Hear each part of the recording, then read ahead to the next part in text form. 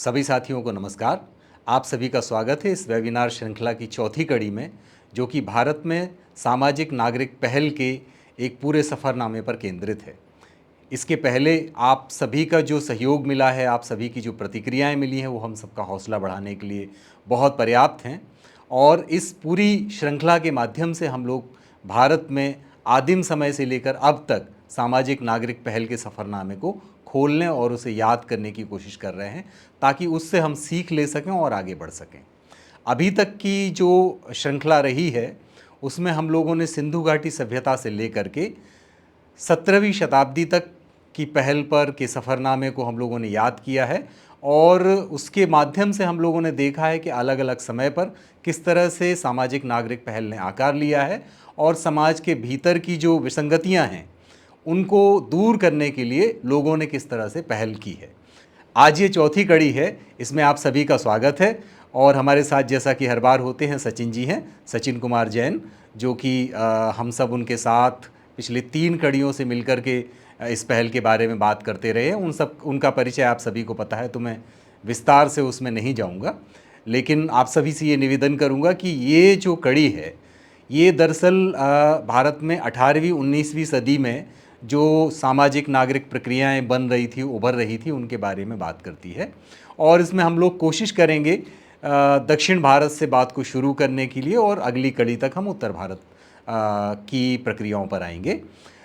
ये चूँकि हम जानते हैं कि इस दौर में समय काफ़ी तेज़ी से बदलता है, समाज में काफ़ी सारे घटनाक्रम बदलते हैं, बदलाव आते हैं। भारत में साम्राज्यवाद का विकास होता है, ईस्ट इंडिया कंपनी आती है, तो कई सारी चीज़ें होती हैं जिनकी वजह से घटनाक्रम बहुत ज़्यादा है। इसलिए एक कड़ी की बजाय हम लोगों ने प्रयास किया है कि इसको एक से अधिक कड़ियों में समेटा जाए। तो पहली कड़ी में हम लोग कोशिश करेंगे कि भारत में जो जाति और लिंग के आधार पर भेदभाव रहे हैं, उनके बारे में समाज में किस तरह की प्रतिक्रियाएं हुई, कौन लोगों ने आगे आकर के इन कुरीतियों के खिलाफ संघर्ष किया और समाज को चेतना में शामिल करने की कोशिश की, उनके बारे में हम लोग आज की कड़ी में बात करेंगे। बहुत बहुत धन्यवाद सत्यम भाई। और सत्यम भाई ने एक तरीके की पृष्ठभूमि सामने रख दी है। हम लोगों ने शुरुआत की थी हड़प्पा पूर्व संस्कृति और सिंधु घाटी सभ्यता की परिस्थितियों को देखते हुए, उनके बारे में बातचीत करते हुए, कि कैसे जो है वो एक मानव समाज जो है वो आकार लेना शुरू करता है, लोग एक साथ रहते हैं, लेकिन उस वक्त किसी तरीके की संहिताएं, किसी तरीके की व्यवस्थाएं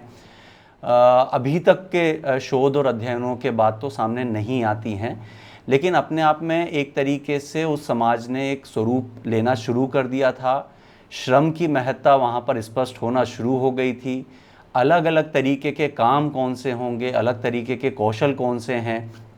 उसके बारे में लोगों की समझ बनना शुरू हो गई थी। और वो समाज जो है वो अलग अलग भूमिकाओं को कहीं ना कहीं पहचानने लगा था और उसके मुताबिक अपने व्यवहार को ढालने लगा था। तो ये वाली बात हमको सिंधु घाटी की सभ्यता और हड़प्पा में साफ तौर पर दिखाई देती है। फिर उसके बाद जो दूसरा चरण देखा जाता है, हम ये देखते हैं कि सिंधु घाटी की सभ्यता जो है वो लगभग ईसा पूर्व 1900 के आसपास धीरे धीरे ख़त्म होना शुरू हुई। उसके कई सारे कारण माने जाते हैं। उनमें से एक बड़ा कारण जलवायु परिवर्तन, पर्यावरण का संकट माना जाता है, नदियों का सूखना माना जाता है, प्रकृति का जो पूरा एक संकट पैदा हुआ था वो एक उसका एक बड़ा कारण माना जाता है। और ये पता चलता है कि लगभग 600-700 सालों तक कोई और गतिविधियां या मानव का संगठित व्यवहार जो है वो कहीं पर उस काल में नज़र नहीं आता है। फिर उसके बाद जो काल हमको दिखाई देता है, जहाँ से समाज तो अपना आकार ले ही रहा है, लेकिन साथ में उस समाज के भीतर जो है वो कुछ व्यवस्थाएं भी बनना शुरू हो रही हैं। और इसीलिए हम उसको वैदिक काल के तौर पर जानते हैं। भारतीय संदर्भ में वो एक हमारे सामने प्रमाण के तौर पर उपलब्ध है कि ईसा पूर्व 1500 सदी में ऋग्वेद की रचना होना शुरू हुई थी और आगे के लगभग 500 सालों तक ऋग्वेद में कई अलग अलग हिस्से जोड़े जाते रहे। उसमें नए संदर्भ उसके साथ जुड़ते गए और उसने एक नया रूप लेना जारी रखा। और फिर उसके बाद जो है वो अन्य वेदों की रचना की गई। और फिर उसके बाद हम ये देखते हैं कि ईसा पूर्व 600 शताब्दी में थोड़ा सा बदलाव समाज में आना शुरू होता है, क्योंकि ये जो 900 साल का समय है वेदों के रचना की शुरू होने से लेकर के जैन और बौद्ध परंपराओं के अस्तित्व में आने के बीच का, उससे एक बात का ये प्रमाण साफ तौर पर दिखाई देता है कि जब भी कोई एक समाज स्वरूप लेता है, कोई भी सिद्धांत रचे जाते हैं, रीति रिवाज रचे जाते हैं, रूढ़िवादी व्यवहार रचा जाता है, वो अच्छा हो या नकारात्मक हो, कोई भी व्यवहार हो, उसके बारे में समाज अपनी एक समझ विकसित करता रहता है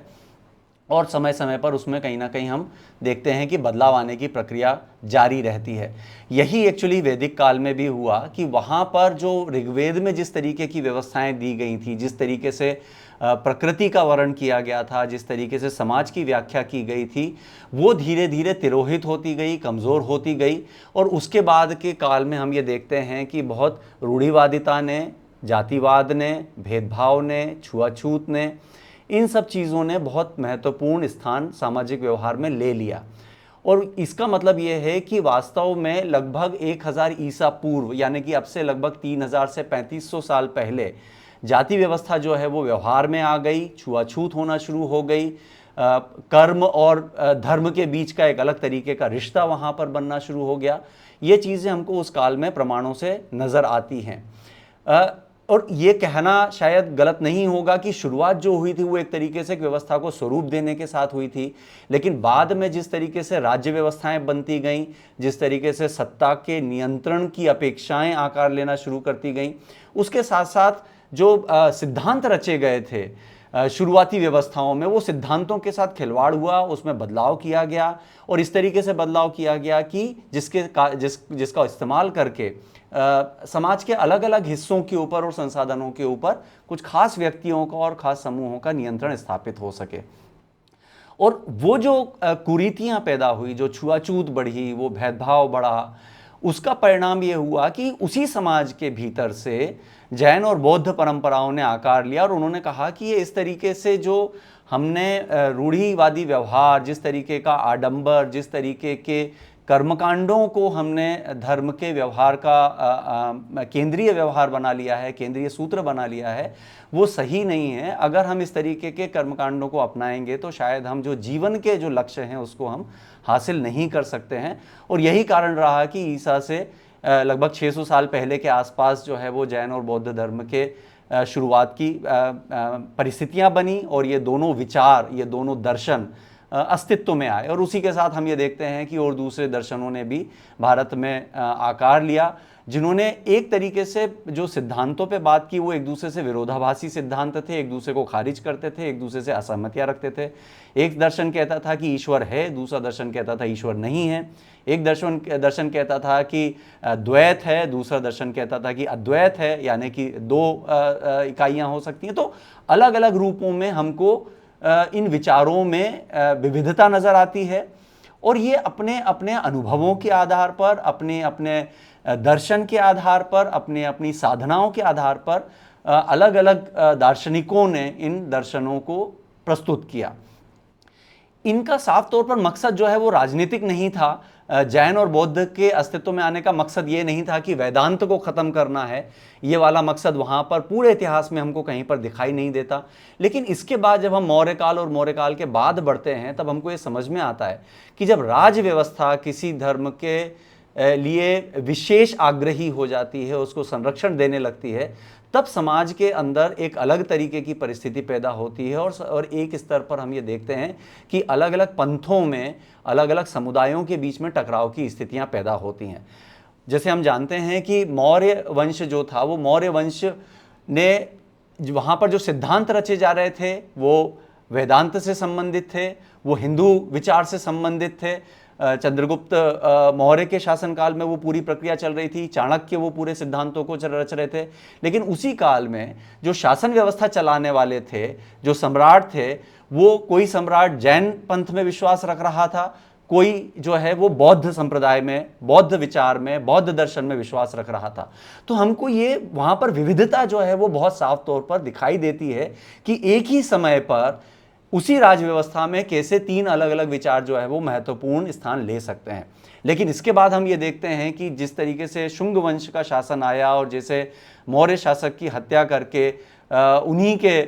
राजतंत्र के एक व्यक्ति ने, शुंग ने जो है वो अपनी सत्ता को स्थापित किया और ये एक आग्रह रखा कि केवल जो है वो हिंदू धर्म को ही आगे विस्तार दिया जाएगा। वहां पर उस दर्शन को एक तरीके से त्यागने की प्रक्रिया शुरू हो गई थी कि विविधता जो है वो अपने आप में एक बहुत महत्वपूर्ण हिस्सा हमारे समाज का है, लेकिन राज व्यवस्था ने जो है वो एक अलग रूप में उसको इस्तेमाल करना शुरू किया और उसके बाद स्मृतियां रची गई, उसके बाद और अलग तरीके के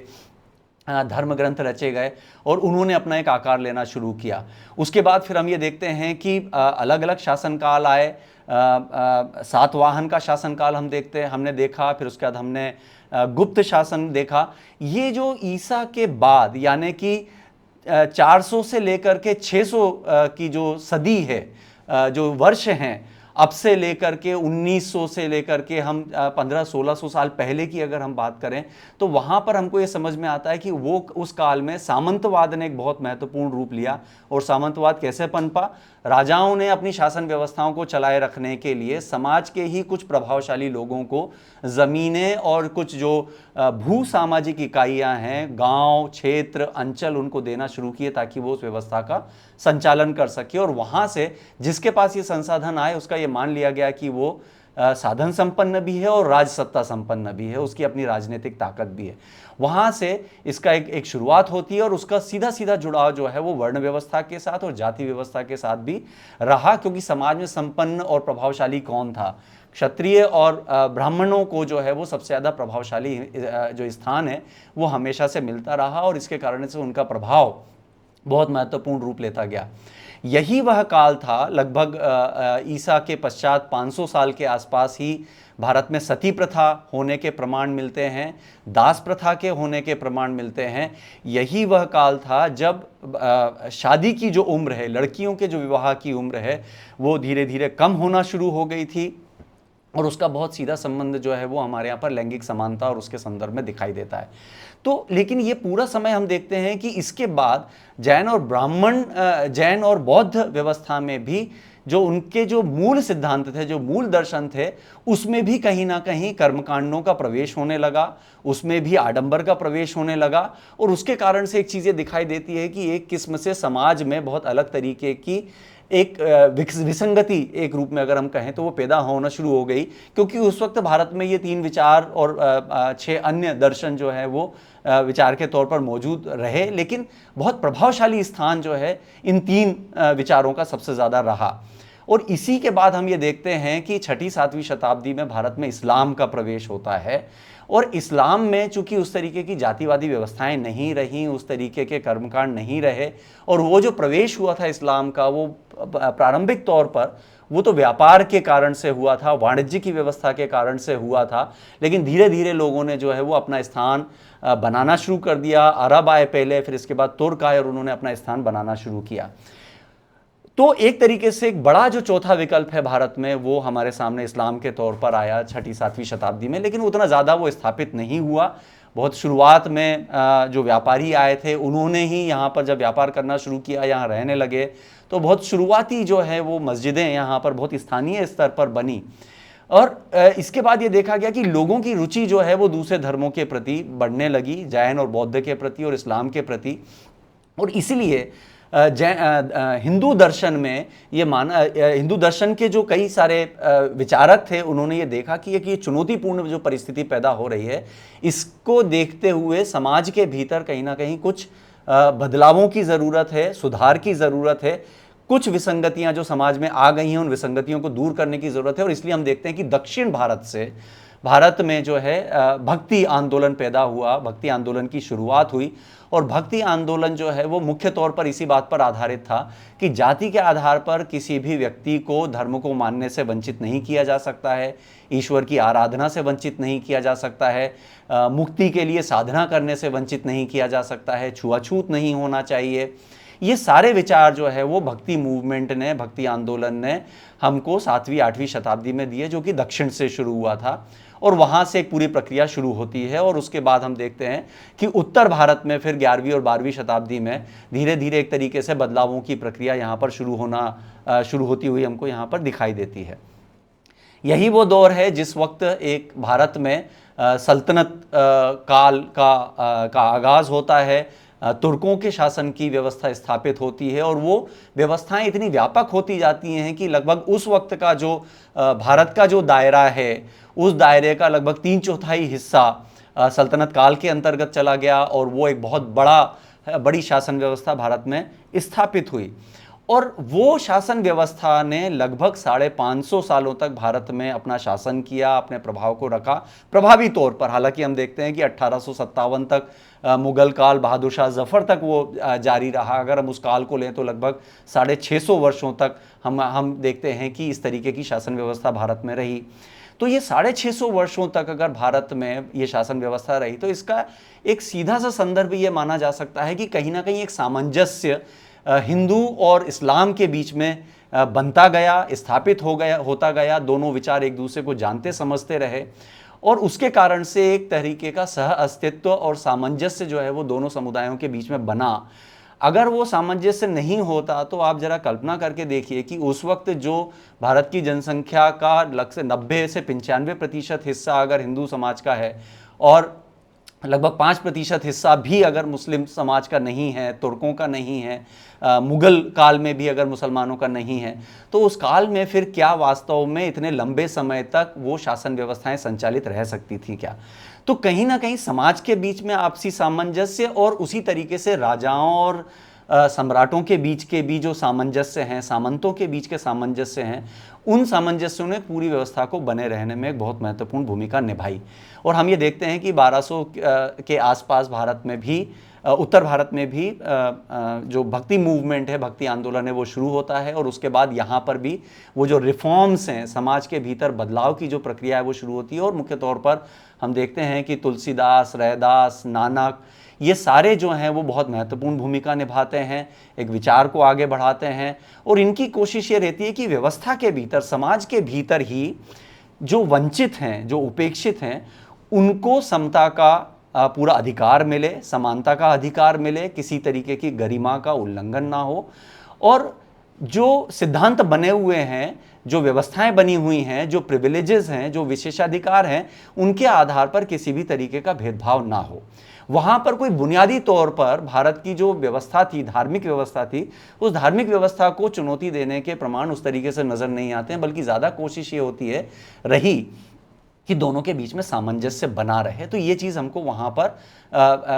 एक तरीके से 17वीं शताब्दी तक हमको ये पूरा संदर्भ बहुत साफ तौर पर दिखाई देता है। उसकी अपनी विसंगतियाँ हैं। इस दौरान पर्दा प्रथा भारत में जन्म लेती है। इस दौरान जो पूरा संदर्भ है, दास प्रथा बहुत अपने अग्रणी रूप में आगे बढ़ती जाती है। उसी तरीके से ये भी साफ दिखाई देता है कि समाज में एक तबका जो है वो बहुत संपन्न होता जाता है, जो व्यापार कर रहा है, जिसको राज्य व्यवस्था का संरक्षण है, जिसके पास संसाधन है, वो ज़्यादा अमीर और प्रभावी होता जाता है। और मजदूर और किसान जो हैं वो लगातार कमज़ोर होते जाते हैं। और इसका सबसे ज़्यादा असर जो है वो वर्ण व्यवस्था के अंतर्गत शूद्रों और बाद में जिनको हम फिर दलितों के रूप में भी देखते हैं, उनके ऊपर सबसे ज़्यादा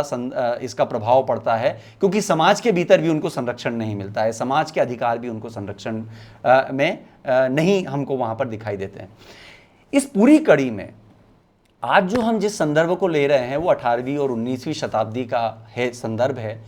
और जैसे मैं एक बात को सामने रखना चाहता हूं कि ये जो 18वीं 19वीं शताब्दी का संदर्भ है, ये अपने आप में भारत के इतिहास में और ख़ासतौर पर सामाजिक, आर्थिक और राजनीतिक तीनों ही संदर्भ में बहुत महत्वपूर्ण भूमिका निभाता है। उसका संदर्भ बहुत ही ज़्यादा प्रभावी और बहुत महत्वपूर्ण देखना चाहिए। वो इसलिए क्योंकि भारत में अंग्रेज़ों के आने से पहले राजवंशों का शासन ज़रूर रहा, मुगलों का शासन ज़रूर रहा, राजशाही की व्यवस्था रही। जो राजशाही की व्यवस्था समाज के सिद्धांतों और समाज के अपने नियमों और धर्म के जो ग्रंथ हैं, जो हमारे धर्म सूत्र हैं, उनके आधार पर जो परिभाषित व्यवस्थाएं रहीं, उससे हम मानते गए कि एक राजा होता है, राजा जो है वो देव का प्रतीक होता है, देव का प्रतिनिधि होता है, और ये माना जाता है कि वो न्याय करेगा, वो इस तरीके की व्यवस्था चलाएगा कि जिससे सभी लोगों के जीवन का कल्याण होगा। लेकिन पहली बार जब भारत में 1500 में विदेशी व्यापारियों का और दूसरे रूप में आना शुरू हुआ, अरब के आने के बाद 6ठी-7वीं शताब्दी के बाद में, तब हम ये देखते हैं कि भारत में पहली बार एक निजी कॉरपोरेट रूल औपचारिक रूप से स्थापित हुआ, जिसको हम ईस्ट इंडिया कंपनी के तौर पर जानते हैं। ईस्ट इंडिया कंपनी जो है वो प्रारंभिक तौर पर हम ये जानते हैं कि कोई ब्रिटिश सरकार नहीं थी, ना कि ब्रिटिश सम्राट की कोई अधिकृत प्रतिनिधि थी, बल्कि वो व्यापार करने के लिए भारत में आई थी और उसने अपने व्यापार के माध्यम से इतना अपना प्रभाव पैदा किया कि उसने भारत की पूरी शासन व्यवस्था के ऊपर, उसकी अपनी सेना स्थापित हुई, उसका संसाधनों पर पूरा नियंत्रण हो गया, उसने अपना पूरा टैक्स सिस्टम, करों की पूरी प्रणाली को स्थापित किया। तो एक वो पूरा दौर था 1757 से लेकर के और 1857 के बीच में, जब हम देखते हैं कि जो पूरी प्रक्रिया शुरू होती है लॉर्ड क्लाइव के रेफरेंस के बाद में, और जब 1857 का भारत में स्वतंत्रता का पहला आंदोलन होता है, हालांकि पहला कहना उसको बहुत वाजिब नहीं है, लेकिन फिर भी उसी संदर्भ को अगर हम ज्यों का त्यों रखें तो लगभग ये पूरे 10 दशकों तक और 100 सालों तक एक पूरी निजी कंपनी का नियंत्रण पूरे भारत के ऊपर रहा, और जिसने पूरे भारत में अपनी शासन व्यवस्था को चलाया, यहाँ की पूरी जो राजशाही व्यवस्था थी उसको भी अपने नियंत्रण में लिया।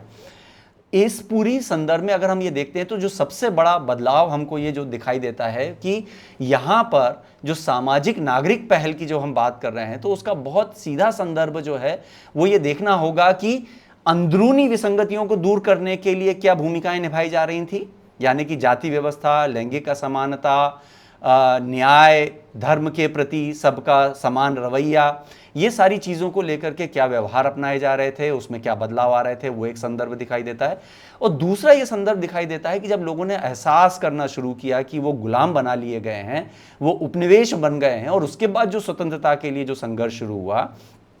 उसको भी हमको उसी संदर्भ में लेना होगा। तो 18वीं और 19वीं शताब्दी में हमको एक बात बहुत साफ तौर पर दिखाई देती है कि स्वतंत्रता के लिए जो संघर्ष है वो भी सामाजिक पहल है। उसको हम केवल राजनीतिक पहल नहीं मान सकते हैं, क्योंकि जब कोई और दूसरा देश हमारे ऊपर शासन करता है, हमको गुलाम बनाता है, तो वो हमारे रीति रिवाजों पर नियंत्रण करता है, वो हमारे संसाधनों पर नियंत्रण करता है, वो ये तय करता है कि हम क्या सोचेंगे, हम किस तरीके से व्यवहार करेंगे, हम कहाँ जा सकते हैं, हम क्या लिख सकते हैं, क्या कह सकते हैं। ये सारी चीज़ों पर नियंत्रण जो है वो कोई एक विदेशी शासन, एक विदेशी विचार जो है वो हमारे ऊपर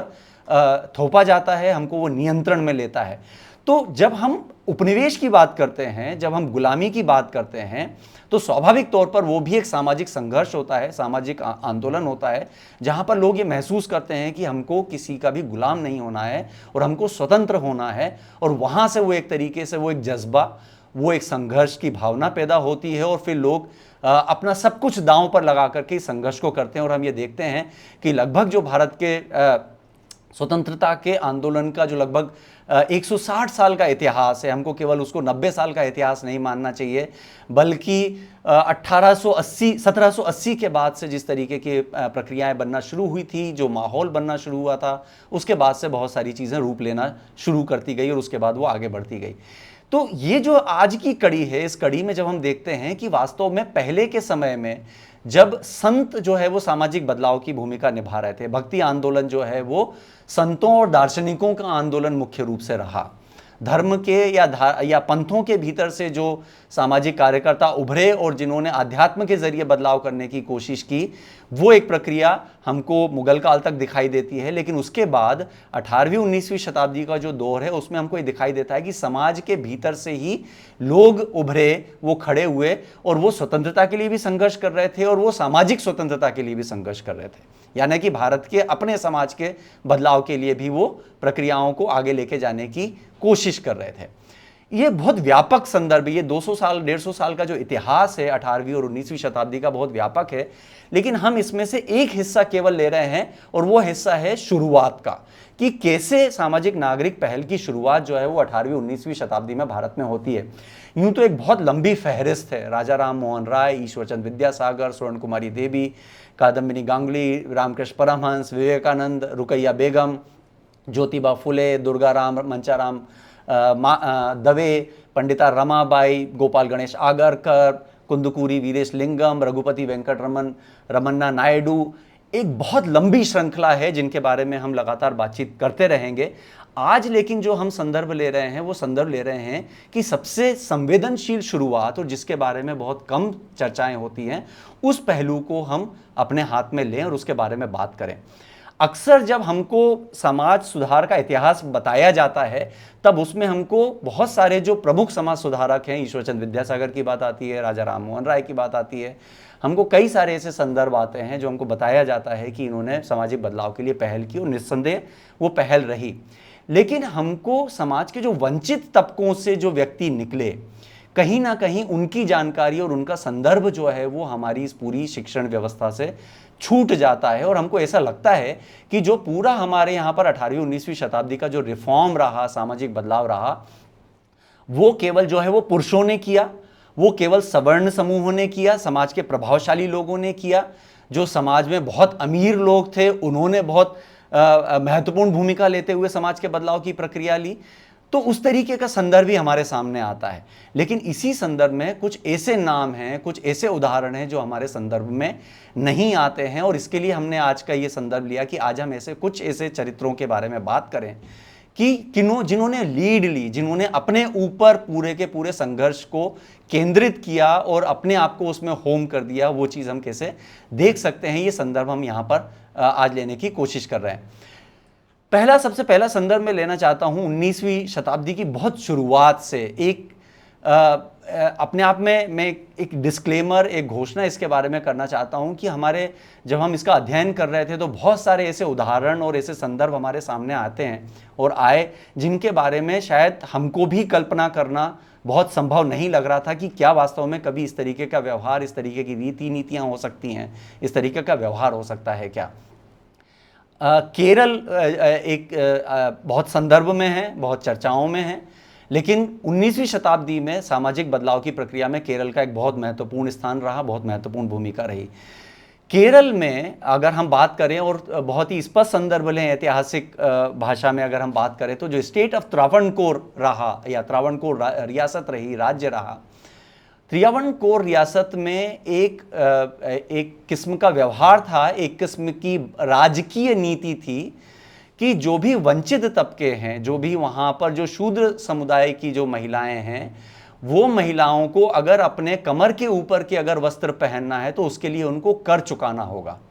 अगर वो कर ना चुका पाएं तो वो अपने कमर के ऊपर के हिस्से पर अपने छाती को ढकने के लिए कोई वस्त्र धारण नहीं कर सकती हैं, और इसको एक पॉपुलर नॉर्म में जो है वो ब्रेस्ट टैक्स या स्तन कर के तौर पर परिभाषित किया गया, उस संदर्भ में लिया गया। और ये एक ऐसा मामला था कि ऐसा नहीं है कि बहुत ही सीमित दायरे में महिलाओं को निर्वस्त्र रहकर या अपने शरीर के ऊपरी हिस्से को निर्वस्त्र रख करके जीवन जीना पड़ता था। अगर वो सार्वजनिक स्थान पर भी जाते थे, आप गूगल में भी सर्च कर सकते हैं और इसके ऊपर बहुत सारे शोध और अध्ययन हैं, ऐतिहासिक अध्ययन हैं। और अगर आप देखेंगे तो बहुत सारी अभी जो स्थानीय सरकारें हैं केरल और तमिलनाडु की, क्योंकि त्रावणकोर राज्य जो था उसमें दोनों के हिस्से शामिल होते थे, तो इन राज्य सरकारों ने भी उस पूरी वास्तविकता को रिकॉग्नाइज किया है, उसको माना है कि इस तरीके की परंपरा त्रावणकोर राज्य में थी। जब तत्कालीन जो राज्य व्यवस्था थी उसने इस तरीके का कर लगाया था। और उसके पीछे का तर्क क्या था? उसके पीछे का तर्क ये था कि जब वंचित समुदाय की महिलाएं, जब दलित महिलाएं निर्वस्त्र रहेंगी और अपने शरीर के ऊपरी हिस्से पर इस तरीके से वस्त्रों को धारण नहीं करेंगी, तो इसका मतलब है कि वो समाज की जो ऊंची जातियां हैं उनके प्रति वो सम्मान प्रदर्शित कर रही हैं।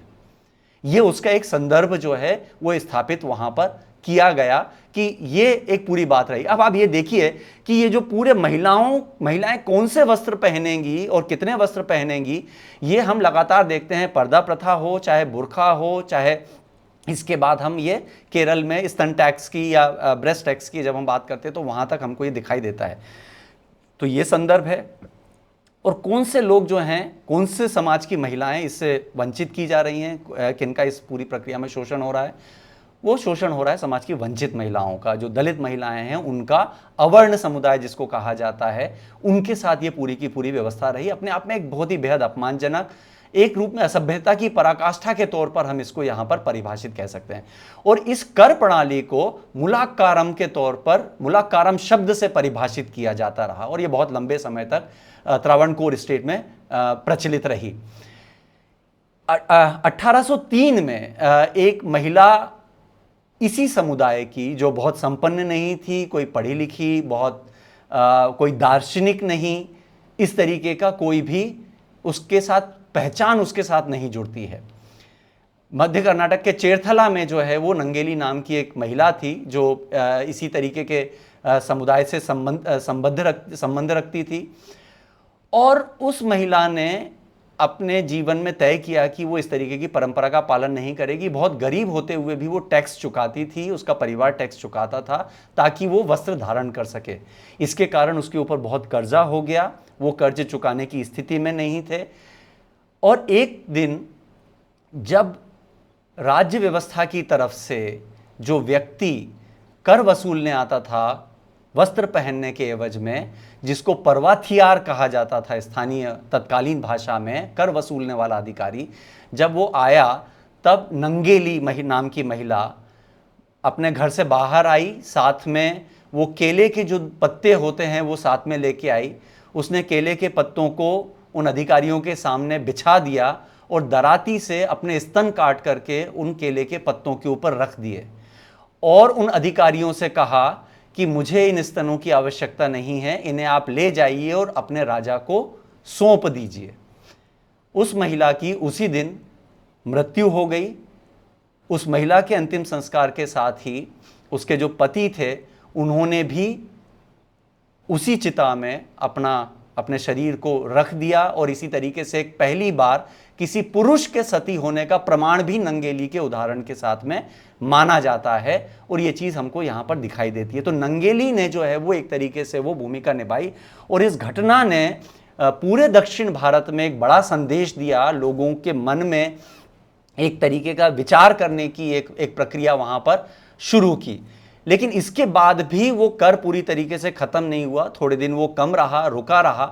लेकिन इसके बावजूद भी वो कर वसूल किया जाता रहा। और इसके बाद 1813 में एक जो चेन्नार विद्रोह जिसको कहा जाता है वो शुरू हुआ, और चेन्नार संघर्ष जिसको माना जाता है, चेन्नार भी जो है वो समाज में बहुत वंचितपन की स्थिति में आने वाला समुदाय रहा। उसने भी इसका प्रतिकार करना शुरू किया, और ये इसमें कोई एक नेता नहीं दिखाई देता है हमको। ये अपने आप में एक बहुत ही व्यापक समूह है, बड़ा समुदाय है जो पूरी तरीके से खड़ा होता है और आगे इस परंपरा को बदलने के लिए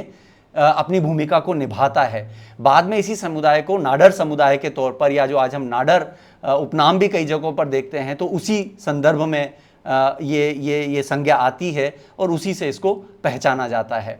और हुआ ये कि 1795 में लंदन मिशनरी सोसाइटी नाम की एक संस्था स्थापित हुई, और उस सोसाइटी ने आकर के भारत में भी अपना काम करना शुरू किया, और लोगों को अलग अलग तरीके के जो लाइफ स्किल है, एम्प्लॉयमेंट स्किल है, आजीविका के कौशल है, वो सिखाना शुरू किए, उनको कुछ जानकारी देना शुरू की। और वहीं से जो है वो कन्वर्जन की प्रक्रिया भी शुरू हुई, धर्मांतरण की प्रक्रिया भी शुरू हुई। तो धर्मांतरण को सबसे ज्यादा मान्यता मिलने का एक बड़ा कारण यह रहा कि जो लोग शोषण, छुआछूत, भेदभाव और इस तरीके की व्यवस्था से प्रताड़ित थे, उन्होंने ईसाई धर्म, मिशनरी धर्म को स्वीकार करना शुरू कर दिया, और उन्होंने धर्मांतरण करना शुरू कर दिया, क्योंकि उनको लगा कि जब वो अपना धर्मांतरण कर लेंगे तो वो फिर उस वर्णवादी व्यवस्था के हिस्से नहीं रहेंगे, और फिर उनको ईसाई व्यवस्था का जो ईसाई रहन सहन है, जो ईसाई जो वस्त्र पहनने के तौर तरीके हैं, उसको अपनाने का अधिकार उनको मिल जाएगा, और ये चीज़ें उनके लिए एक तरीके का गरिमा हासिल करने का संदर्भ बन जाएगा। पी भास्करन उन्नी ने अपनी एक जो किताब है केरला इन दी 19th सेंचुरी, उसमें लिखा है कि धर्मांतरण करने के बाद जो वंचित तबके हैं उनकी शिक्षा और कौशल हासिल करने की एक तरीके की एक बड़ी हवा वहाँ पर चलने लगी। महिलाओं ने वस्त्र पहनने शुरू कर दिए, और लेकिन इससे टकराव भी शुरू हुआ, क्योंकि जो ऊंची जातियां थीं उन ऊंची जातियों ने उसका प्रतिकार करना भी एक तरीके से शुरू किया, और उसके कारण से काफ़ी हिंसाएं हुई, टकराव हुए। और फिर एक नया अनुभव इसी दौर में आया। एझुआ जो समुदाय है वो भी एक अछूत समुदाय है। उसके दो लोग थे, पूथा थानकुट्टी चन्नन और उनकी पत्नी ईशा की चन्ना थी। ये दोनों ने ईसाई धर्म अपनाया, और सबसे पहले उन्होंने जो काम किया, सबसे पहला बदलाव लाया उन्होंने अपने कपड़े पहनने के तरीकों में, क्योंकि वो एक प्रतीक बन गया था सामाजिक उत्थान का, अपने आप को शोषण से मुक्त करने का। तो ये जो चीज़ है वहाँ से शुरू हुई। अब अगर आपने व्यवस्था को चुनौती देना शुरू कर दी है तो क्या आपको रोजगार मिल पाएगा? क्योंकि पूथा थानकुट्टी चन्नन और ईशा की जो है वो दोनों खेतीहर मजदूर थे। तो आपको उन्हीं के खेतों में काम करने के लिए जाना है। तो वहां पर भी उनको वो चुनौती का सामना करना पड़ा। अंततः उन्होंने वो खेतों में काम करना भी छोड़ दिया और एक नए तरीके की चुनौती को उन्होंने धारण कर लिया कि वो अपने कैसे आजीविका की व्यवस्थाएं बनाएंगे, और फिर अलग अलग जो आजीविका के स्रोत हैं वो उन्होंने विकसित करना शुरू किए। तो यहां पर हमको साफ दिखाई देता है कि जो गरीब है, जो दलित थे या जो वंचित तबकों के लोग थे, उनके ऊपर एक खास तरीके का कर लग रहा है। उस कर का सबसे ज्यादा दुष्प्रभाव महिलाओं के ऊपर हो रहा है, और जब आप उस व्यवस्था से बाहर निकलने की कोशिश करते हैं तो आपके आजीविका के साधन भी छिन जाते हैं और उनसे आपको वंचित होना पड़ता है। तो गरीबी, छुआछूत, भेदभाव, जाति व्यवस्था और लैंगिक उत्पीड़न, ये तीनों का जो संदर्भ है, जुड़ाव एक तरीके से साफ तौर पर हमको दिखाई देता है। लगभग 56 सालों तक ये संघर्ष चला, लगातार चला, और हम ये जानते हैं कि इसके बारे में थोड़ा ज्ञान हम लोगों को 2017 तक सीबीएसई की किताब में भी मिलता रहा, लेकिन 2017 हमें सीबीएसई की पुस्तकों में से भी ये नंगेली का जो संघर्ष था और जो वस्त्रों से संबंधित जो संघर्ष था उस वाले अध्याय को हटा दिया गया। लेकिन इसके बावजूद 56 सालों तक ये संघर्ष चला, और उसके बाद 1859 में पहली बार जो उस पूरे त्रावणकोर राज्य के जो राजा थे, उन्होंने ब्रिटिश राज के दबाव में एक वेशभूषा संहिता जारी की, ड्रेस कोड जारी किया, जिसमें उन्होंने कहा कि महिलाएं भी जो है वो अपने शरीर के ऊपरी हिस्सों को ढकने वाले कपड़े पहन सकती हैं, और ये चीज़ यहाँ पर दिखाई दी। लेकिन एक और महत्वपूर्ण संदर्भ यहाँ पर उभर करके आता है। निश्चित रूप से महिलाएं, दलित महिलाएं, जो वंचित तबकों की महिलाएं थी, चेन्नार समुदाय था, उनको इससे शोषित होना पड़ता था। लेकिन ऊंची जातियों में भी ये परंपरा थी, लेकिन वो सार्वजनिक रूप से उनको ऐसा नहीं करना पड़ता था, अपने ऊपरी शरीर को निर्वस्त्र नहीं रखना पड़ता था। उनको केवल जब वो मंदिर जाते थे तब वहां पर जो वहां पर अंदर व्यवस्थाओं का संचालन करने वाले व्यक्ति हैं, उनके सामने ही उनको अपने सम्मान का प्रदर्शन करना होता था। और ये परंपरा इस पूरे मूवमेंट के खत्म हो जाने के बाद भी कई वर्षों तक चलती रही, और भारत के स्वतंत्रता के आसपास जो है वो भारत में ये व्यवस्था खत्म हुई। तो ये पहला संदर्भ भारत में दिखाई देता है दलित मुक्ति के तौर पर हम देखते हैं, समानता के लिए जब हम देखते हैं, क्योंकि इसमें जो है वो हमको गरीबी भी दिखाई देती है, इसमें हमको जाति व्यवस्था भी दिखाई देती है,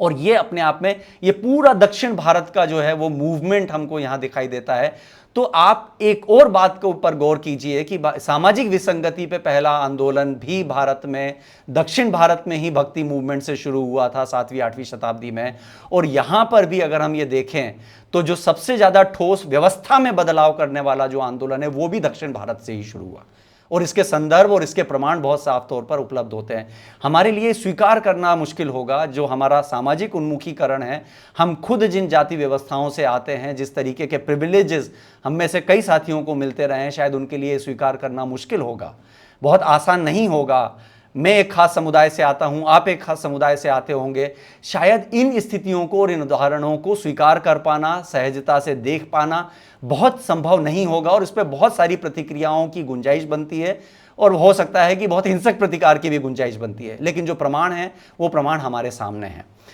नंगेली के बाद और ये जो चेन्नार संघर्ष है, उसके बाद जो दूसरा रेफरेंस आता है वो नारायण गुरु का आता है। मतलब जो 19वीं शताब्दी का मध्यकाल है, वहाँ पर नारायण गुरु पैदा होते हैं। केरल के वो सामाजिक कार्यकर्ता हैं, वो भी एजवा समुदाय से आते हैं, एजवा परिवार में उनका जन्म हुआ था,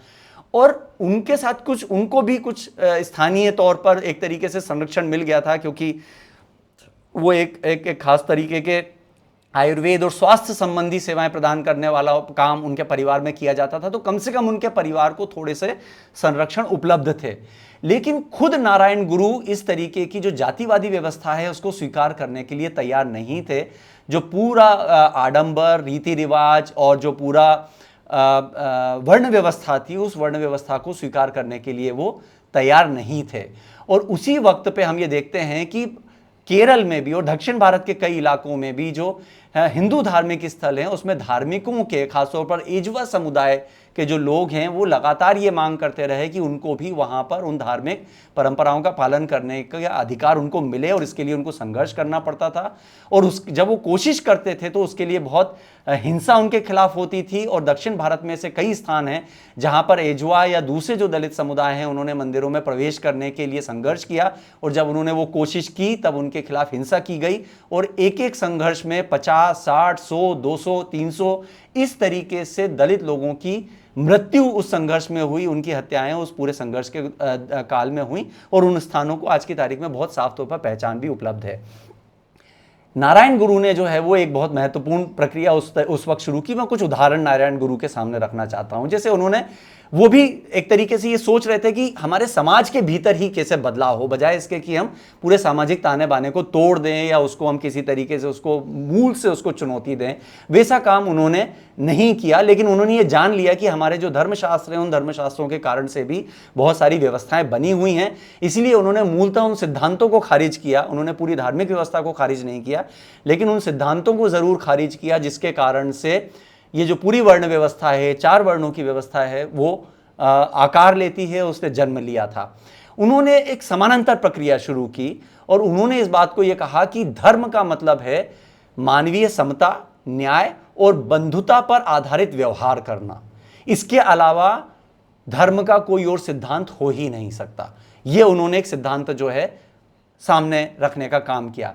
उन्होंने एक शिवगिरी पिलग्रिमेज स्थापित किया। उन्होंने कोई अलग अलग तरीके के मंदिरों की भी स्थापना की। इसीलिए मैं ये कह रहा हूं कि उन्होंने कोई एक ताने बाने को मूलतः उसको जड़ से उखाड़ने की कोई कोशिश नहीं की, उसका कोई विचार नहीं दिया, बल्कि उन्होंने कहा कि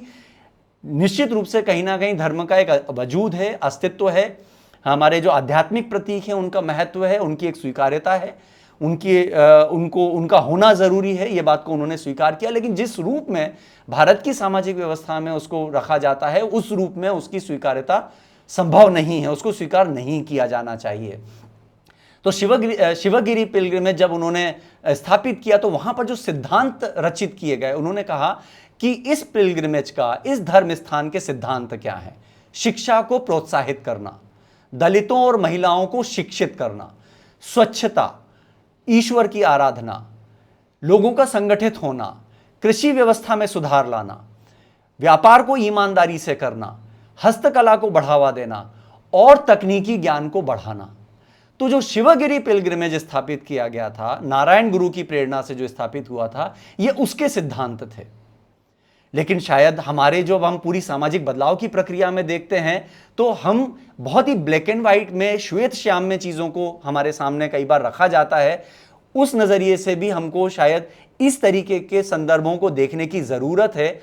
कि वास्तव में कि समाज के भीतर वो मूल कारण कौन से थे जिसके कारण से ये विसंगतियां हमारे यहाँ पर, आर्थिक असमानता, सामाजिक असमानता, शोषण और हिंसा पैदा हुई। उन सिद्धांतों को बदलने की हम कोशिश कर सकते हैं। वो शायद हमारे समाज के भीतर से ही वो चीज़ें शुरू हो सकती थी। वो हम नारायण गुरु के उदाहरण के साथ हम ये देखते हैं कि वहाँ पर वो, और केवल उन्होंने एक पिलग्रिमेज स्थापित नहीं किया बल्कि इससे 6 से ज़्यादा उन्होंने पिलग्रिमेज, धार्मिक स्थल जो है वो स्थापित किए। और हर जगह पर उन्होंने यही संदेश दिया कि इन सभी जगहों पर न्याय की बात होनी चाहिए, शिक्षा की बात होनी चाहिए, समता और समानता की बात होनी चाहिए, लोगों को संगठित होने देना चाहिए, कृषि का विस्तार होना चाहिए। इन चीज़ों को उन्होंने धर्म का आधार माना था। और उनका एक स्लोगन है, ओरु जाति, ओरु माथम, ओरु दैवम, मनुष्यम, यानी कि 1 caste, 1 religion, 1 god for all. ये एक तरीके से उन्होंने ये नहीं कहा था कि सब अपनी अपनी पहचान खत्म कर दें, सब अपने अपने तरीके से उसका पालन कर सकते हैं, लेकिन एक ही समुदाय के भीतर जब उसकी व्याख्या को हम देखते हैं, एक ही पंथ के भीतर, एक ही समुदाय के भीतर जब भेदभाव है, जब ऊंच नीच है, जब छुआछूत है, तो फिर वो धर्म एक कैसे रह गया, वो जाति फिर एक कैसे रह गई? वो तो विभाजित हो गई, वो तो टुकड़े टुकड़े हो गई, वो तो कमजोर हो गई और वो धर्म के मूल अपने सिद्धांत से वंचित हो गई। वो चीज़ हमको वहाँ पर दिखाई देती है। इसको हमको कहीं ना कहीं बदलने की ज़रूरत है और अलग तरीके से उन्होंने स्थापित करने की, इसको भी अलग रूप में उन्होंने कोशिश की। उन्होंने 1903 में एक संस्था स्थापित की थी, श्री नारायणा धर्म परिपालना योगम, और ये चैरिटेबल सोसाइटी है, यानी कि एक बाकायदा उन्होंने संस्थागत रूप दिया अपने काम को कि कैसे जो है वो व्यवस्था में हम बदलाव ला सकते हैं, समाज के अंदर हम बदलाव ला सकते हैं। तो एक बाकायदा एक इंस्टीट्यूशन सेटअप उन्होंने खड़ा किया और वो उसने एक बहुत प्रभावी भूमिका निभाई। उसी संस्थान ने जो है वो ऑल रिलीजन कॉन्फ्रेंस ऑर्गेनाइज किया, जिसमें कि सभी धर्मों के लोगों का आना और इस बात को लेकर के सहमति बनाना कि पूरी व्यवस्था में हम बदलाव ला जा सके और ओरु जाति ओरु मदम ओरी देवम मनुष्यम, ये जो संदेश है वो संदेश को एक यूनिवर्सल प्रिंसिपल कैसे बनाया जा सके, ये सारी चीज़ों को उन्होंने लगातार करने की कोशिश की, एक सूत्र में उन्होंने बांचने की कोशिश की।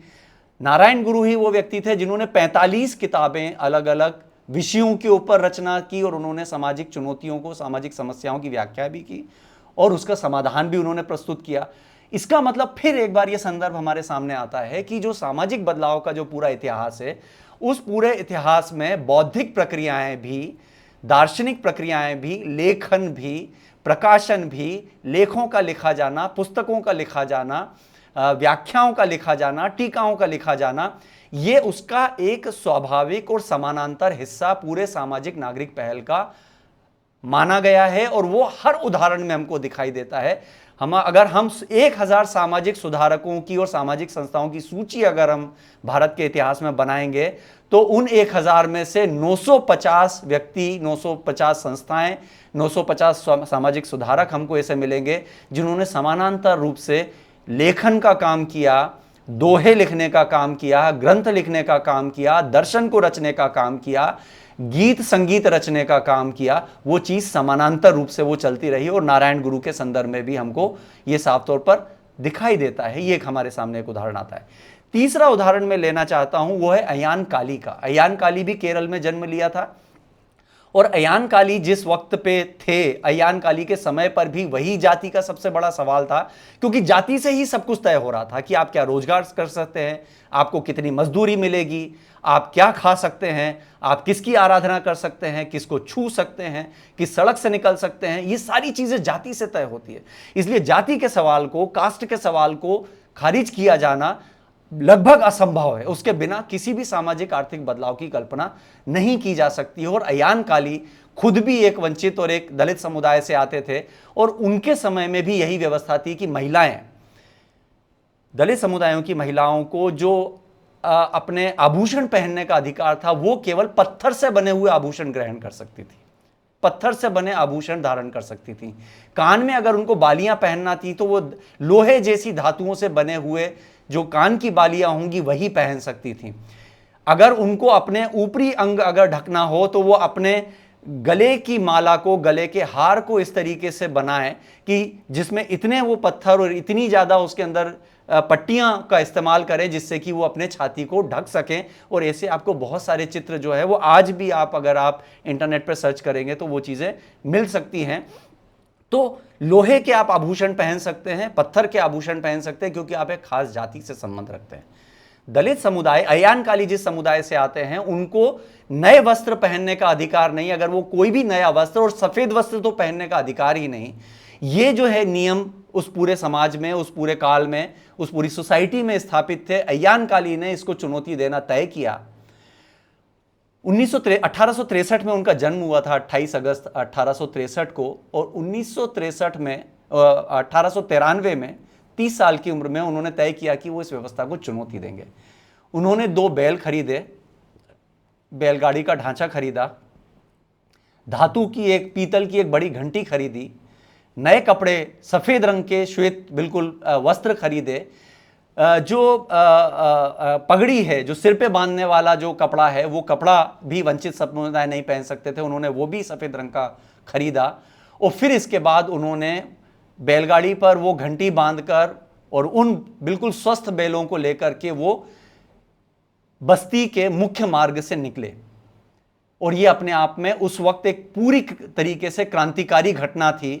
और किसी भी तरीके से किसी भी व्यक्ति को जब ऐसा कोई काम करने का अधिकार ना हो, क्योंकि वो सड़क पर ही नहीं चल सकते थे, मुख्य मार्ग पर ही नहीं चल सकते, लेकिन अयान काली ने तय किया कि वो एक बैलगाड़ी पर बैठ करके खुद उसको चलाएंगे और बैलों को हाँकेंगे और वो घंटी बजाएंगे और श्वेत कपड़े पहन करके उस सड़क से निकलेंगे। उसने एक पूरी तरीके से उस पूरे क्षेत्र में, उस पूरे अंचल में एक कोलाहल मचा दिया, एक कपकपी पैदा कर दी कि ये कैसे हो सकता है।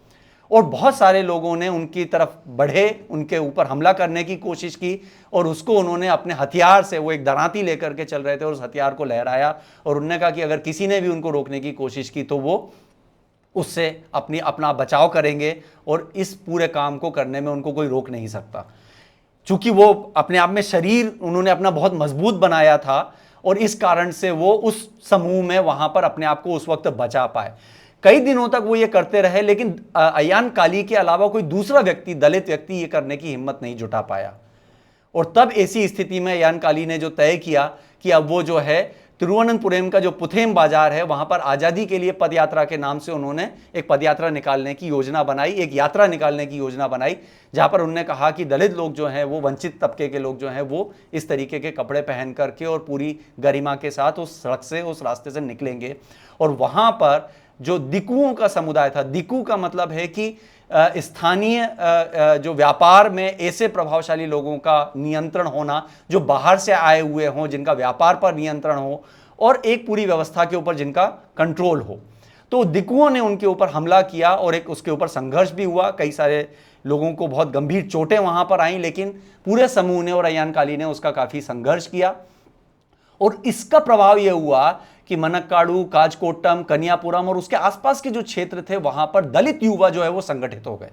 और वो फिर अपनी स्वतंत्रता और अपने गरिमा के लिए वो निकलना शुरू हुए और उन्होंने इस तरीके की प्रक्रिया को अपनाना शुरू किया। और वहां से ये व्यवस्था कि इस तरीके के आभूषण पहनने की मजबूरी महिलाओं की नहीं रहेगी, महिलाएं अपने ऊपर के जो आभूषण हैं वो अच्छे आभूषण पहन सकती हैं। ये परिवर्तन उस पूरे संघर्ष के बाद केरल में आना शुरू हुआ, जिसका नेतृत्व अयान काली ने लिया था। इसके बाद अयान काली अपने एक साथी की 5 साल की बेटी जो थी, उनको एक स्कूल में उसका एडमिशन कराने के लिए गए, वहां पर उनके ऊपर हमला किया गया,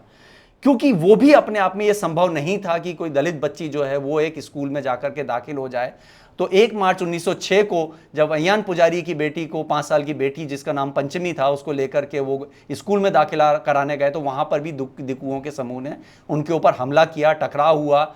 और उसमें भी हिंसा हुई। और पूरी की पूरी जो बस्ती थी, अयान काली जिस समुदाय से आते थे, एजुआ समुदाय से आते थे, वो पूरी जो पुलाया समुदाय से आते थे, वो पुलाया समुदायों की पूरी बस्ती को जला दिया। इस तरीके की स्थिति की एक बच्ची का स्कूल में दाखिला कराने के लिए कितने संघर्ष करने पड़ सकते हैं। और इसके बाद फिर उन्होंने खुद अपना स्कूल जो है वो दलित बच्चों के लिए पहला स्कूल जो है वो अयान काली ने दक्षिण भारत में स्थापित किया। और लगातार वो संघर्ष किया, हिंसाएं होती रहीं, लेकिन लगातार वो उसके लिए संघर्ष करते रहे। और फिर उन्होंने एक निर्णय लिया कि अगर उनके बच्चों को शिक्षा हासिल करने से रोका जाएगा तो उनके समुदाय का कोई भी व्यक्ति जो है वो खेतों में काम करने के लिए, मजदूरी करने के लिए नहीं जाएगा। और जब ऊंची जाति के लोगों ने शिक्षा के अधिकार को स्वीकार नहीं किया तो इन लोगों ने, मतलब जो अयान काली का जो समुदाय था, वो समुदाय के लोगों ने खेतों में जाना बंद कर दिया। और जल्दी ही ऐसी स्थिति आई कि उस खेतों में जो है वो घास उगने लगी और वहां पर खेती होने की प्रक्रियाएं जो है वो रुक गई। इसके बाद जो है वो लगातार फिर आपस में बातचीत होना शुरू हुई अलग अलग समुदायों के बीच में, लेकिन फिर भी आसान नहीं रहा दलित बच्चों का स्कूल में एडमिशन कराना और उनको वहां पर शिक्षा देना। अयान काली ने जिस तरीके का संघर्ष किया लगातार 1941 तक, वो बहुत ही मायने रखता है। और हमको लगता है कि कैसे अपने आप को केंद्र में रख करके एक संघर्ष की भूमिका रखती है, वो यहाँ पर हमको दिखाई देता है और वो एक बदलाव वहाँ से दिखाई देता है। फिर सावित्रीबाई फुले और ज्योतिबा फुले का उदाहरण हमारे पास 19वीं शताब्दी में ही आता है। इन दोनों का विवाह, जब इनकी शादी हुई 1840 में, तो ज्योतिबा फुले की उम्र 13 साल की थी और सावित्रीबाई फुले की उम्र 9 साल की थी। इस स्थिति में हम ये देखते हैं, लेकिन उनके भीतर एक जज्बा था कि दलित बच्चों को शिक्षा मिलनी चाहिए और उत्थान होना चाहिए। उनके परिवार में ही सबसे पहले उनको चुनौती मिली, सबसे ज्यादा उनको संघर्ष का सामना करना पड़ा जब उन्होंने ये कहा कि वो दलितों के अधिकार के लिए काम करना चाहते हैं, क्योंकि वो शूद्र समुदाय से आते थे और वो दलितों के ही अधिकार के लिए काम करना चाहते थे। उनके परिवार से ही उनको बेदखल कर दिया गया। तो उनको अपना ही परिवार, ज्योतिबा फुले और सावित्रीबाई फुले को अपना ही परिवार छोड़ देना पड़ा। और फिर उसके बाद जब उन्होंने पहला स्कूल खोला, उस वक्त उनकी उम्र थी 21 साल ज्योतिबा फुले की और 17 साल सावित्रीबाई फुले की। और उस घर से निकल करके जो वो बाहर गई, तब उनको बहुत मुश्किल था, बहुत उनको घर नहीं मिल रहे थे, रहने की जगह नहीं मिल रही थी। तब फातिमा शेख और उस्मान शेख नाम के 2 व्यक्तियों ने उनको अपने घर में शरण दी, उनको स्थान दिया। और वहीं पर फातिमा शेख के घर पर ही पहला स्कूल जो है वो स्थापित हुआ लड़कियों के लिए पुणे में, और वहाँ से उनकी शिक्षा शुरू हुई। लेकिन क्या ये आसान रहा? जब सावित्रीबाई फुले बस्तियों में जाती थी महिलाओं को ये बताने के लिए, परिवारों को बताने के लिए कि वो अपने बच्चों को शिक्षा के लिए भेजें, तो बहुत ही व्यापक प्रतिक्रिया वहाँ पर होती थी, उनके खिलाफ अपमानजनक व्यवहार होता था। और एक बड़ा एक संवेदनशील और एक भावुक कर देने वाला उदाहरण उनके साथ आता है कि जब भी वो बस्ती जाती थी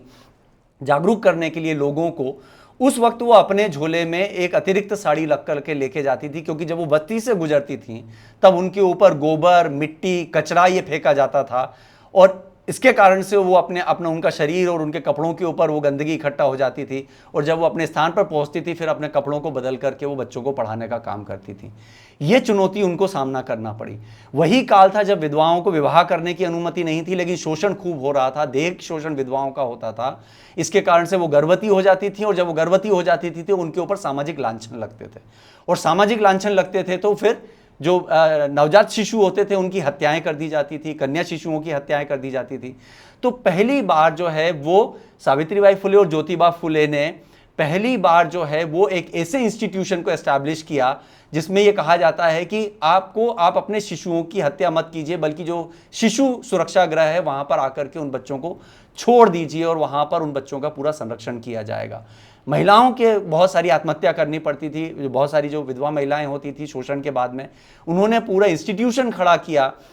जहां पर वो इस तरीके की महिलाएं, शोषण की शिकार महिलाओं को वहां पर वो अपने साथ में लेके आती थी और वहां पर उनको रखा जाता था, उनको पूरी तरीके से संरक्षण दिया जाता था। एक उदाहरण साफ तौर पर दिखता है कि 1973 तक उन्होंने जो शिशु हत्या निषेध गृह, जहां बच्चों की हत्या ना हो, महिलाओं की हत्या ना हो, ऐसा जो गृह बनाया था जिसको शिशु हत्या निषेध गृह के तौर पर जाना गया, उसमें उन्होंने 1873 तक 1873 तक 66 महिलाओं ने उस गृह में अपने बच्चों को जन्म दिया था। अगर वो स्थान नहीं होता तो शायद इतनी हत्याएं और इतनी मृत्यु तो महिलाओं की हो ही गई होती। ये चीज़ हमको वहाँ दिखाई देती है। और इसी संदर्भ में फातिमा शेख का संदर्भ लेना बहुत ज़रूरी है, क्योंकि फातिमा शेख, हम सावित्रीबाई फुले, ज्योतिबा फुले की कई बार बात होती है, लेकिन फातिमा शेख और उस्मान शेख की बात नहीं होती, जिन्होंने उनको संरक्षण दिया था उस वक्त, जबकि उनको घर से बेदखल कर दिया गया था। वो चीज़ यहाँ पर हमको दिखाई देती है। और फातिमा शेख ने ही पहला घरेलू पुस्तकालय स्थापित किया था, क्योंकि उन्होंने जाना था कि केवल स्कूल से काम नहीं चलेगा, बल्कि कई सारे ऐसे लोग हो सकते हैं जो ज्ञान लेने में इच्छुक होंगे। तो पहला पुस्तकालय फातिमा शेख के घर पर ही स्थापित हुआ और पूरी प्रक्रिया जो सावित्रीबाई और ज्योतिबाई फुले की रही उसमें फातिमा शेख ने बहुत महत्वपूर्ण भूमिका निभाई। ये चीज़ को हमारे उसमें संदर्भ लेना बहुत ज़रूरी हमको यहाँ दिखाई देता है। और एक और आखिरी संदर्भ में लेना चाहता हूँ, वो है अयोध्याथास का। दक्षिण भारत के जो सुधारक रहे अयोध्याथास, वो भी एक दलित समुदाय से आते थे और वो एक समता मूलक समाज की स्थापना करना चाहते थे। पूरी संदर्भ, बाकी का जो विश्लेषण है वो मैंने आपके सामने जो बाकी और दूसरे संदर्भों में रखा, वही अयोध्याथास का भी था। लेकिन अयोध्याथास ने एक और आगे का संदर्भ लिया। उन्होंने ये कहा कि जो तमिल समुदाय है वो मूलतः जो है वो आदि द्रविड़ समुदाय है और वो मूलतः बौद्ध समुदाय है। ये उनकी स्थापना थी, ये उनका सिद्धांत था। और उनका यह कहना था कि तमिल समुदाय का जो शुरुआत है, जो उसका अस्तित्व में आना है, वो मूलतः समता के सिद्धांत के ऊपर स्थापित हुआ है, इसलिए उसमें जाति व्यवस्था हो ही नहीं सकती है। तो अयोध्याथास ने जो है वो अपने आप में पूरी तरीके से जो परिहा जाति है उसमें उनका जन्म हुआ था और उन्होंने उस पूरी व्यवस्था को चुनौती दी। और ये पूरी चुनौती जो है वो हमको यहां पर दिखाई देती है कि उन्होंने एक व्यापक तौर पर कई अलग अलग सिद्धांत स्थापित किए। उदाहरण के तौर पर भाषा और शोषण के बीच के जो संबंध है, जैसे उन्होंने ये कहा कि ऐसा क्यों है कि धार्मिक ग्रंथ जो है वो एक ऐसी खास भाषा में लिखे जाते हैं जो व्यापक समाज की आम भाषा नहीं होती है, और खास तबके को उस भाषा को सीखने से क्यों प्रतिबंधित किया जाता है। खासतौर पर उन्होंने यही कहा कि जो अगर हम धर्म की भाषा के तौर पर बात करेंगे तो उनका कहना था कि धर्म की भाषा एक ऐसी भाषा नहीं हो सकती। उनका संकेत हमेशा संस्कृत की तरफ रहा। उन्होंने कहा था कि यह भाषा तो बहुत सीमित लोग बोलते हैं, जबकि पूरे व्यापक समाज की भाषा जो है वो और अलग भाषा होती है। तो ऐसी स्थिति में जिस भाषा के कारण लोग धर्म से दूर हो जाएं, ईश्वर से दूर हो जाएं, वो ईश्वर की या धर्म की भाषा नहीं हो सकती है। और इसीलिए उन्होंने कहा कि तमिल भाषा जो है वो एक तरीके से मूलतः समता, समानता और धर्म की भाषा के तौर पर उन्होंने स्थापित किया। और उन्होंने यही कहा कि जो आदि द्रविड़ है, तमिल समुदाय है, वो जाति विहीन समुदाय है, उसमें कभी कोई जाति नहीं रही है। और इसके लिए उन्होंने जो है वो 4वीं और 5वीं शताब्दी के जो बौद्ध ग्रंथ हैं उनके संदर्भ लिए और उसके माध्यम से उन्होंने स्थापित किया कि यहाँ पर इस तरीके की जाति व्यवस्था इस पूरे संदर्भ में नहीं दिखाई देती है और ये जातिवादी व्यवस्था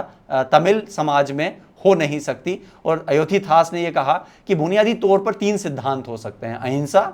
करुणा और ज्ञान।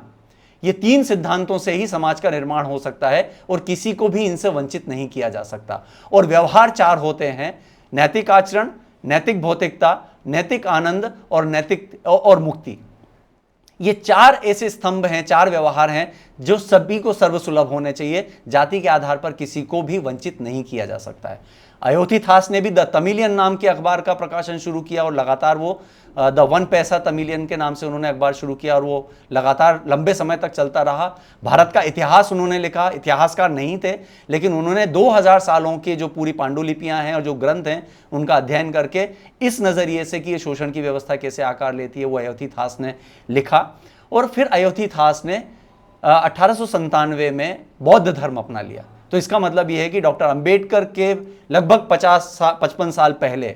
अयोध्यादास पहले ऐसे दलित नेता थे, दलित विचारक थे, दलित समाज सुधारक थे जिन्होंने बौद्ध धर्म अपनाया था, ये मानते हुए कि उसमें ही करुणा, समता, बंधुता, प्रेम और अहिंसा की बात कही गई है और उसी के आधार पर उन्होंने पूरी व्यवस्था को एक रूप देने की कोशिश की।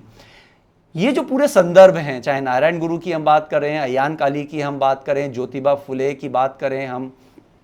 सावित्रीबाई फुले की बात करें, अयोध्यादास की बात करें, नंगेली की हम बात करें, ये सभी समाज के वंचित तबकों से आने वाले लोग थे जिन्होंने 19वीं शताब्दी में एक बहुत महत्वपूर्ण भूमिका यहाँ पर निभाई और वो लगातार इस पूरी प्रक्रिया को एक आकार देते हुए चले। ये शायद जो अनजाने और अनकही कहानियाँ हैं, इनको शायद हमारी इस पूरी प्रक्रिया में संदर्भ में लेने की बहुत ज़्यादा ज़रूरत है और ये कहानियों को शायद हमारे अपने संवाद का हिस्सा बनाने की बहुत ज़रूरत है। और एक वक्त ऐसा आता है जब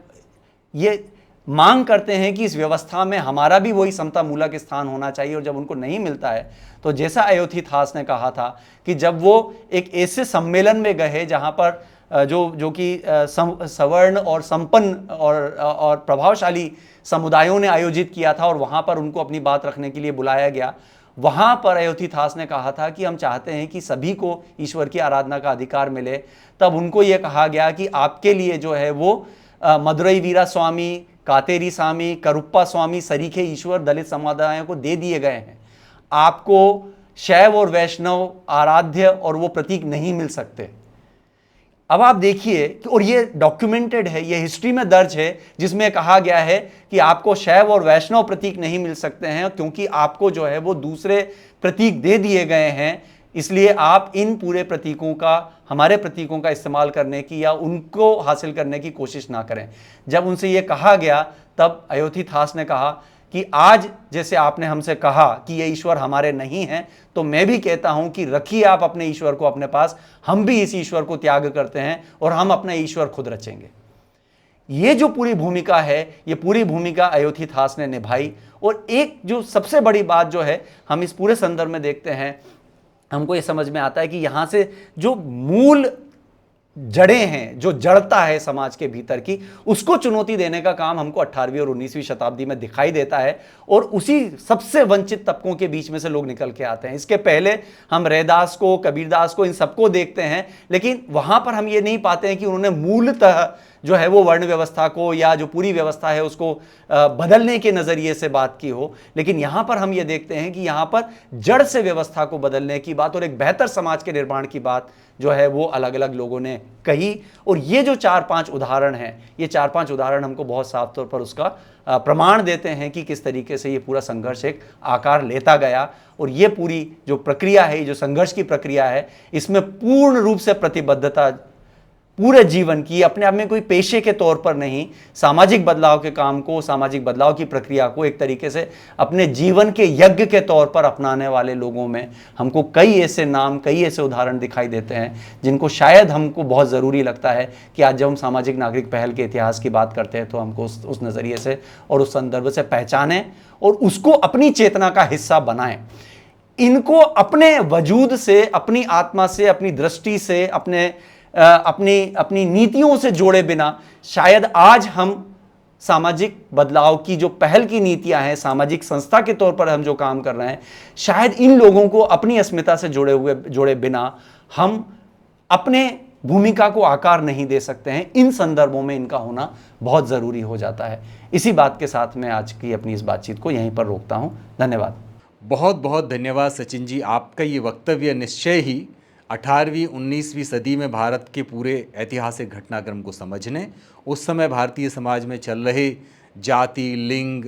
साम्राज्यवादी जो विभेद हैं उनको खोलने और उनकी अंदरूनी तहों तक जाने और उनके खिलाफ समाज में किस तरह की प्रतिक्रियाएं हो रही थी, इसको समझने में आपका ये वक्तव्य हमारी बहुत मदद करता है। आपके लिए बहुत बहुत धन्यवाद। और जिस तरह से आपने इन तमाम सारे लोगों को जो दक्षिण भारत से उठे, जिन्होंने जाति के खिलाफ संघर्ष किया, जिन्होंने लैंगिक असमानता के खिलाफ संघर्ष किया, उनके बारे में बात की, ये न केवल हमारे लिए बल्कि हमारे तमाम दर्शकों के लिए बहुत उपयोगी साबित होंगी। हमारे सभी दर्शकों को हमारा ये निवेदन है कि इस प्रक्रिया की अगली कड़ी में हम लोग 28 जुलाई को मिलेंगे और 28 जुलाई को जब हम लोग मिलेंगे तो इस छूटी हुई बातचीत को आगे बढ़ाएंगे, जिसमें 18वीं और 19वीं सदी में जो सामाजिक नागरिक पहल है उसको, उसके और अलग आयामों को हम लोग देखने की कोशिश करेंगे, प्रयास करेंगे कि उत्तर भारत में हो रहे बदलावों पर भी बातचीत को रख सकें। तो आप सभी का बहुत बहुत धन्यवाद। हमारी पूरी टीम का भी बहुत बहुत धन्यवाद जिन्होंने इस प्रक्रिया को आसान बनाने में हमारी मदद की है, चाहे वो रंजीत जी हों, चाहे पिंकी हों, राकेश भाई हों, मनोज भाई हों या कैमरे के पीछे मौजूद अनिल भाई हों। इन सभी साथियों के साथ विकास संवाद की पूरी टीम ने जो लगातार इस चर्चा को आपके बीच में पहुंचाने के लिए प्रयत्नशील रहती है, उन सभी साथियों को धन्यवाद। हमारे सभी दर्शक साथियों को धन्यवाद और आदरणीय सचिन जी को बहुत बहुत धन्यवाद।